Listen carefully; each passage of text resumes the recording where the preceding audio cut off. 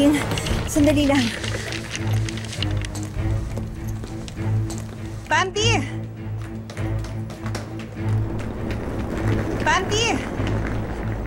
Sandali! Gusto lang kita sana makausap. Hindi ako nagpunta dito para ipahuli ka.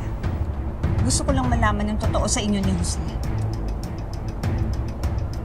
Nung napas lang ang asawa ko, ikaw ang huling kausap na. Ano ba talaga pinag-uusapan niyo? Kung ayon sa'yo, matagal na kayong wala ni Jose. Wala na tayo. Sandali nga. Ano? Andito ka? Nakita mo yung asawa? Umalis ka dyan. Umalis ka na dyan. Andito ako sa garden. Umalis ka na dyan kung hindi mo gusto ako mismo magtulak sa'yo sa bangin. I-meet mo ako sa pond.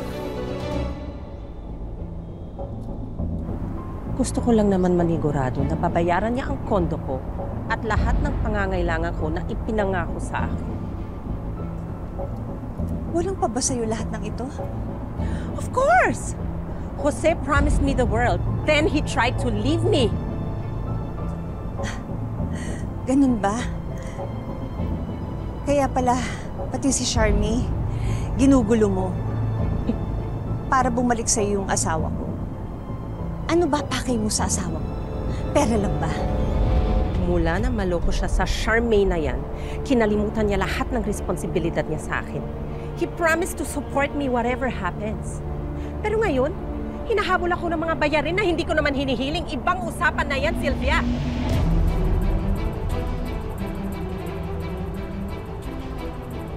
Ano ba talaga pinag-usapan niyo ng asawa ko bago siya mamatay? I was telling him that I would go to you, Sylvia, and confess everything and tell you all about the secrets he had been hiding from you. Kakampi mo ako! Kakampi? Eh mukhang blackmail yung ginagawa mo. Wes, blackmail na kung blackmail. Pero kailangan ni Jose bayaran lahat ng utang na iniwan niya sa akin at lahat ng gulo na iniwan niya sa mga babae niya.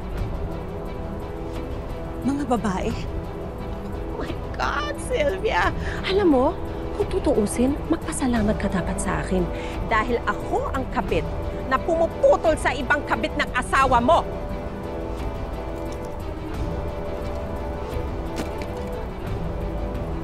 Salamat, Bambi.